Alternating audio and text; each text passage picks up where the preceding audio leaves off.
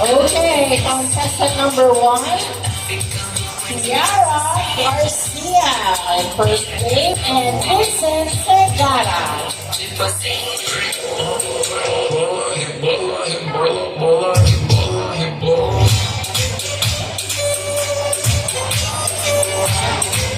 Tiara is 21 years of age.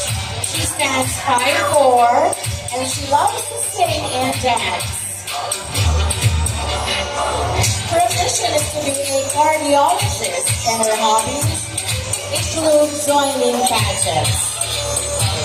She has won the title already of Miss Latayan 2018.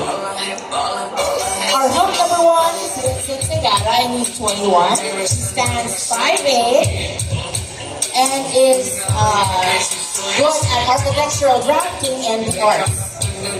His ambition is to be a successful person.